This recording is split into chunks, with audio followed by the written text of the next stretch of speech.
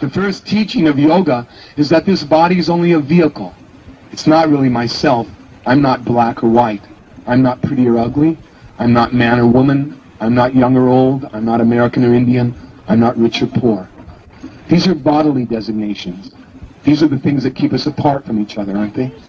These are the things that wars are fought over. See, these are the things that prejudice develops over. These are the things that all anxieties, in fact, develop over, are these bodily false egos, these bodily designations. Oh, I'm black, I'm white, I'm Christian, I'm Jew, I'm young, I'm old, I'm pretty, I'm ugly, I'm this, I'm that. But I am not these things. Just like I say, this is my hand, this is my arm, this is my belly, this is my head, these are my thoughts. But where is that I that's saying my hand, my leg, my belly, my thoughts? That I was there when I had a 10-year-old body. When I was having 10-year-old thoughts, I was thinking I was Davy Crockett. You see? But that's changed. The body's changed, and my ego, my sense of identity has also changed. But I, the one that's watching these different changes of body, these different changes of mind, that I, myself, my consciousness, that's been there and will go on as I change 80 years old, 90 years old, and again and again and again. That consciousness is the real beautiful thing in everyone here, isn't it? Just look around you. It's life, isn't it? The grass you're sitting on, the trees that make the atmosphere so cool in here, the people that you're sitting next to, your loved ones, your children, your wife, your husband, your mother, your father. It's life that makes it beautiful, isn't it? Because suppose we took the life out of this tree, suppose we took the life out of this body, took the life out of the body of your child or your wife or your husband, would you want that body anymore?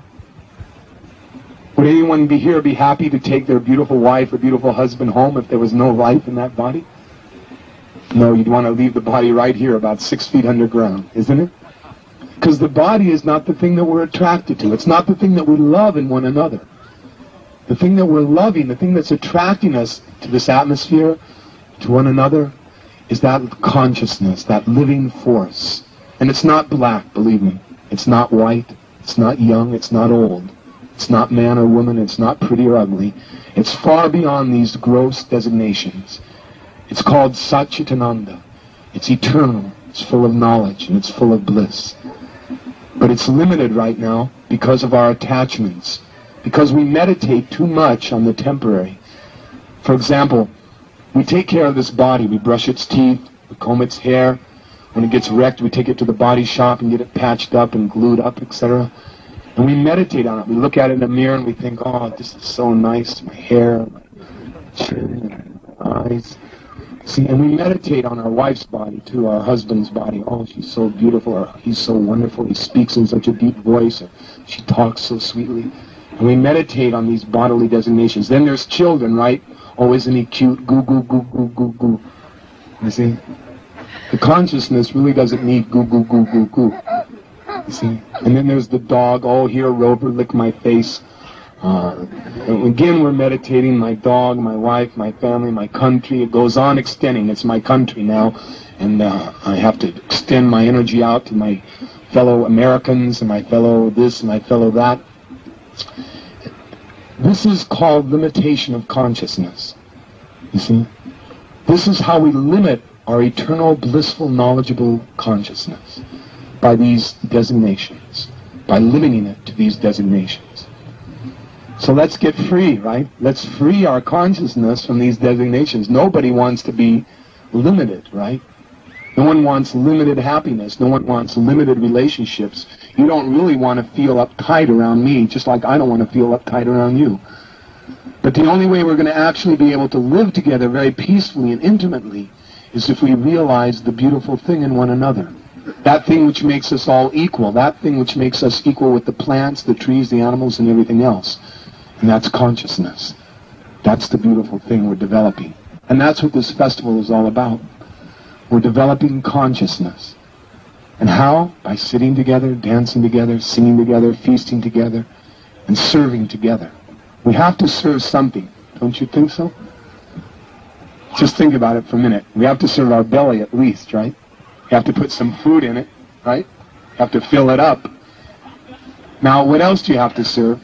Well, you have to serve so many things. You have to serve your boss. You have to serve your tax collector. You have to serve this. You have to serve that. your wife, your children, your this, your that.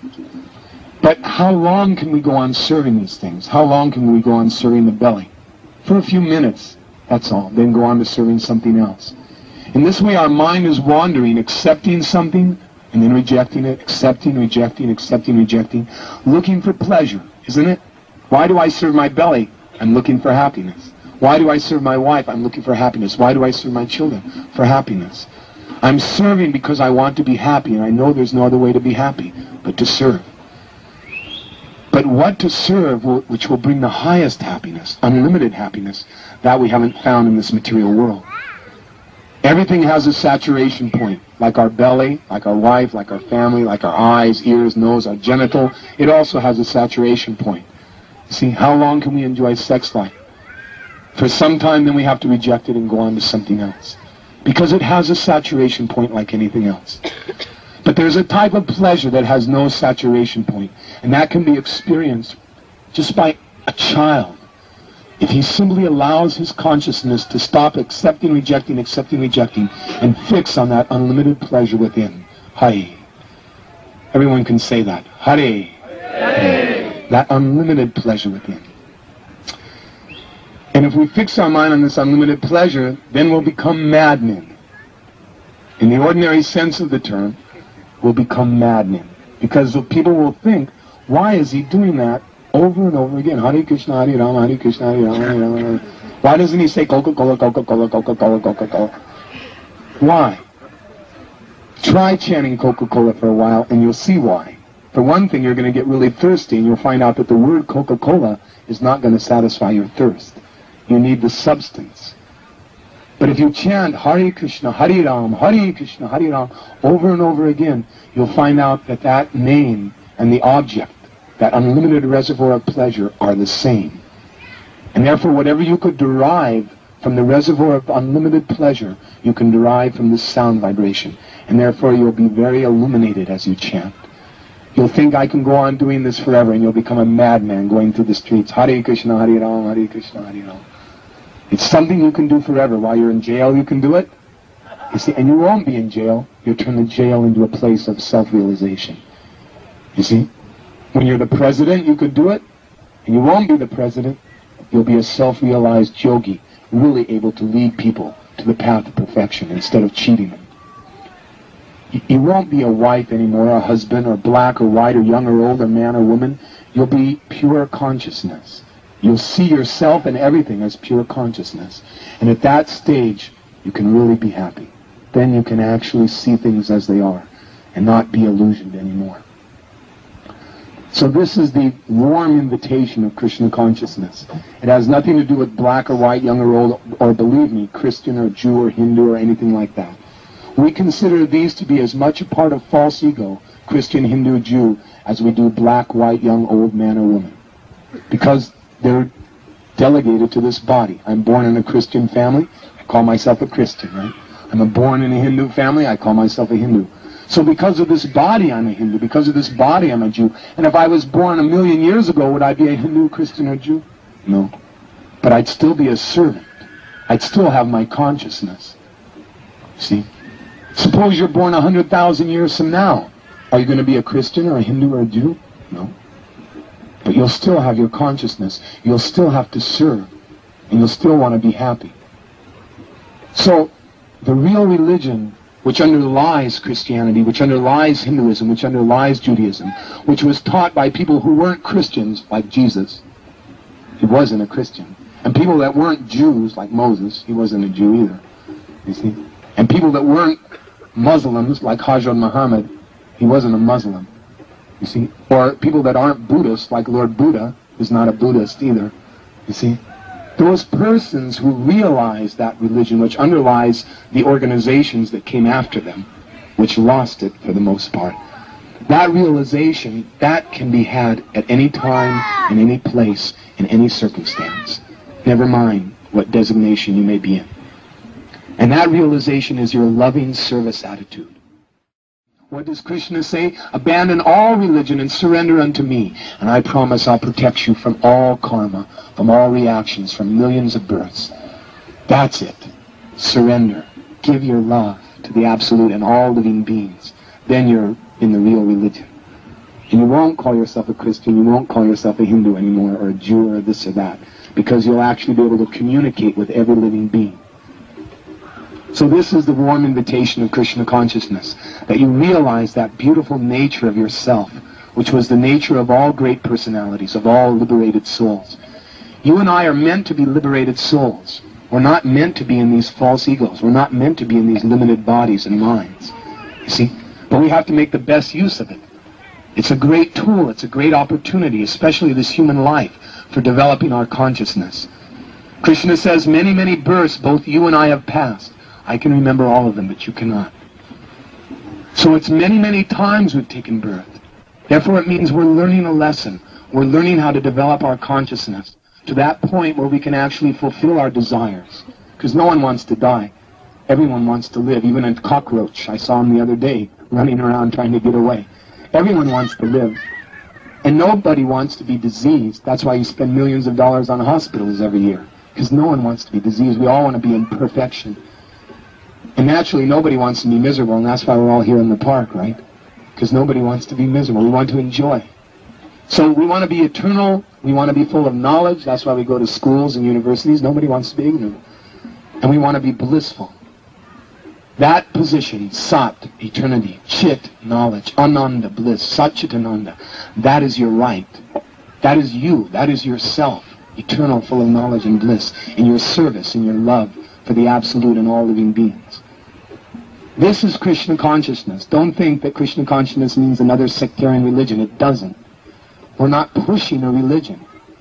I didn't quit all other religions when I was 18 years old and at the age of 19 except this. I'd already rejected organized religions. This is not that. This is not what makes another rope end that doesn't tie to the rest of them. This is what ties all the rope ends together and makes them all seem very sensible. Why Jesus appeared, why Buddha appeared, why Muhammad appeared, why Sankaracharya, why Chaitanya appeared. There are millions of incarnations and all of them have their function. And this knowledge, although it may appear to have been hidden for thousands of years, is actually revealed. If you look at some of the books that we have on display, our spiritual master has very kindly translated the ancient Sanskrit knowledge of India into English. That knowledge which was hidden in Sanskrit, which was being sought after as the fountain of youth, which was being sought after as the wealth of the East.